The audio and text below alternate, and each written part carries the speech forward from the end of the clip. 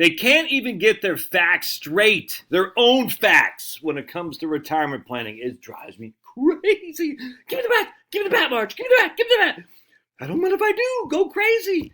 No beer, no TV makes Homer go crazy. I don't mind if I do. I don't mind if I do. Oh, my goodness. Crazy to me. All right, so check this out. I'm reading from the Center for Retirement Research over at Boston College, 2022. So a couple years old, 5 years old. I just want to point out this right here. Workers with a pension by year of birth. Workers with a pension by year of birth. Okay. Interesting. You see right there. Share of older households, workers with a pension. All right, so they say right here. Nearly 2/3 of workers born from 1920 to 1940 had pensions. Interesting. Is that true?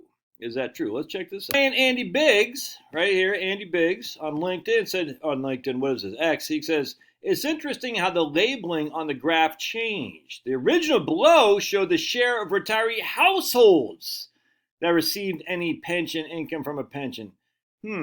So again, we have share workers with a pension, households with a pension.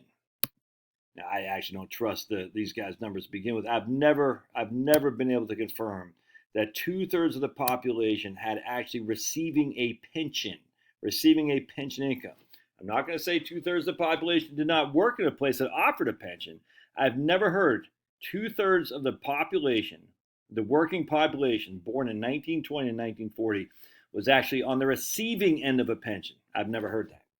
I mean, I've heard it, but I don't believe it because I've looked at the data and the data says the otherwise. Anyway, so why did they change share of households receiving income from a defined benefit plan?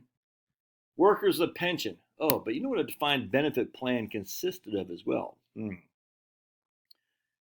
Well, a pension was also considered a defined contribution plan, believe it or not. There was times back in the days, I'm not going to research it for you because I've done thousands of videos on this, but you can actually look. It said people with a pension, defined contribution pension plan, defined benefit pension plan. And notice they'll say workers with a pension, workers with a defined benefit plan.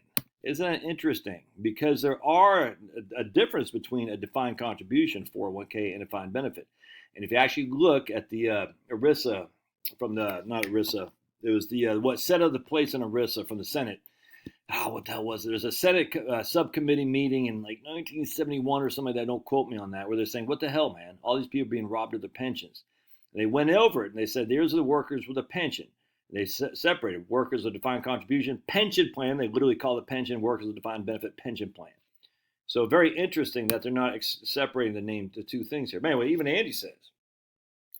It's interesting how the labeling on the graph has changed. The original showed the share of households that received any pension income. So if one earner received a partial pension, they're a yes. But that's different from the share of workers participating in a pension, 100%. And then Andy goes on to say, if I can show you, in 1975, when defined benefit pension coverage in the private sector was at its peak, that was as good as it got. But even then, the average private sector employee accrued only 1/8 as much of a defined benefit pension plan benefit per year as the average state and local government. That's from the Federal Reserve, by the way. My point is, if state and local employees had a true, fully functioning defined benefit pension system, private sector workers at the peak of defined benefit plan participation had 1/8 of a fully functioning defined benefit pension system. They're accruing 1/8 as much per employee as state and local workers.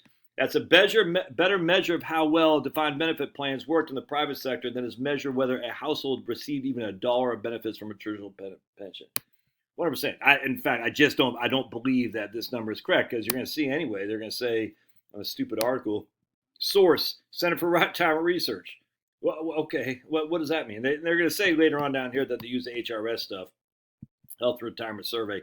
I don't buy that. I have yet to see any validation of that at all. I'd love to see the validation that said 2/3 of the population of the workers born from 1920 to 1940 had a pension plan that was not that were covered under a pension, but actually receiving pension plan benefits. I would love to see that. I have not seen it anywhere, and I've done tons of studies and research on this that say the exact opposite. And we're talking defined benefit. When I'm saying a pension, I'm talking defined benefit, not defined contribution plan, just FYI. So check this out. It's from 1959. The vintage years. Financial lot improves for most oldsters. And this is from some guy named R.O. Beckman. He cites the Social Security Administration. So check this out.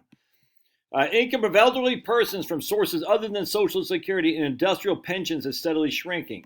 About 37% of beneficiary couples earn supplementary income, but it averaged only $1,000. About 15% benefited from employer pensions. 15%. That's from 1959. The people who were born in 1920 and 1940.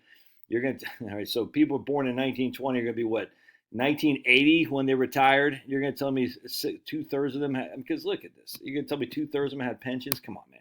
This says right here, the workers with a pension by year of birth, 1920 to 1940. So that means they're going to be 1980.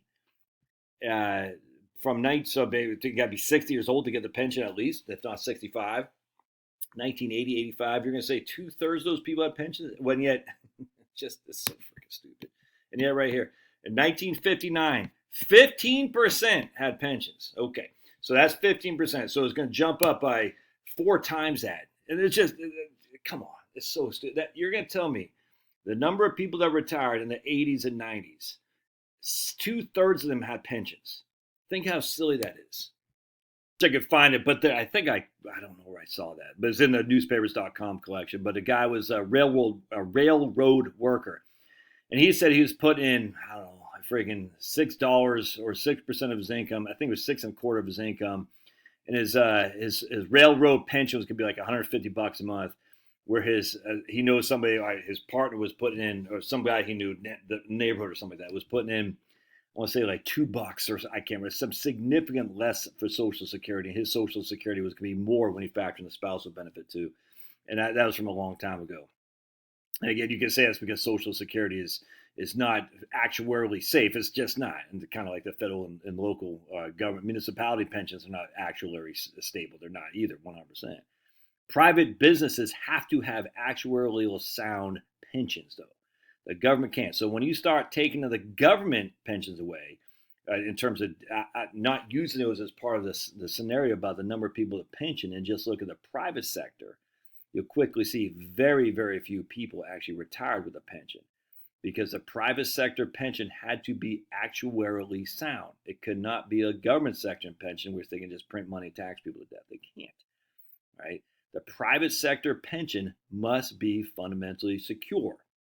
That's why I don't offer them anymore, because it's hard to make a pension fundamentally sound. It just is, because they got to put a lot of money to provide for longevity risk, which is how long people are going to live. Anyway, just the fact they can't get this right, it drives me crazy. And I just we sit there. Look at some of these freaking comments, dude.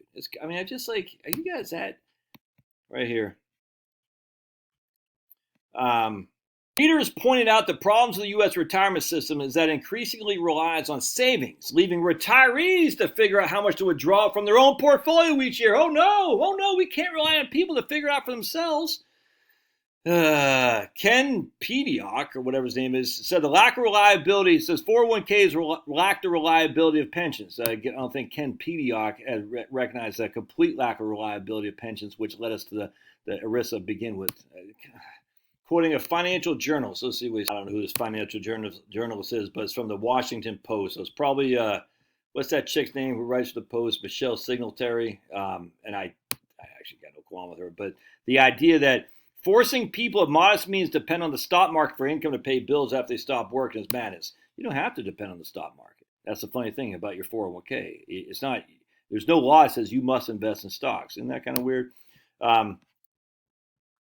That's right here. Paul Bruskowitz, a former insurance company employee, says right here. He says the security that comes with a pension allows his wife to rest easy at night. There's another way you can have a pension. You can create it on your own, especially from an insurance guy. You should know this. It's called an annuity. Shocking. And your wife can rest easy at night with an annuity.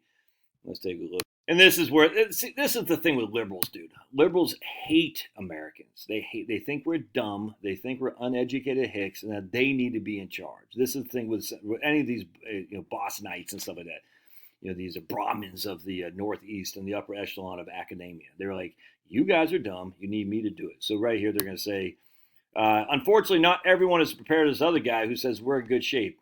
About half of U.S. households aren't saving enough to retire at the traditional age of 65. According to who? According to Boston College. You're not saving enough. Why? Because we say so. Okay, well, where's the evidence that it doesn't exist? But still, because you guys are stupid, you don't know. And if you just let us manage your retirement portfolios, you'd be better off. Okay. Anyway, I just hate it. Just tell the truth, man. Tell the truth. And if you don't know the truth, then don't talk. You just don't. I mean, trust me, dude. I used to hear this stuff all the time about the pensions. And when I said I'm going to dive into this, because I used to hear this from people on my own channel. My Marine Corps guy, retiree, freaking crushing, legend. He sent me a thing 4 or 5 years ago. I said, look, this is the proof about all these people with pensions. I just said, it's just they're wrong. And I showed him chapter and verse of all the various things that show you're wrong about this idea that 2/3 of the people have pensions. They just did not. And then if you came and cite your own source, well, like you're going to say households or workers, pretty significant difference between worker and a household, right? It's embarrassing. I'm embarrassed. And then, in fact, never mind the fact that it's just not true, but never mind the fact that you take away government people with pensions, and you say, okay, because the government has a literally unlimited money they can draw into, regardless of how to be funded. Just look at some of these pensions out there. They're funded like 13 to 15%. It's nuts. That can't keep going on forever. Someone's going to have to foot the bill of Chicago. You see what I'm saying? It's going to be the Chicago taxpayers. Hopefully, it'll still Trump and J.D. Vance will be in there for, hopefully Trump will get reelected, for 5 straight terms. That way we wouldn't have to bail out Chicago, because screw that, dude. They're going to have to get bailed out at some point because of pensions. God bless. Love your thoughts. Smash and tickle. We'll see you.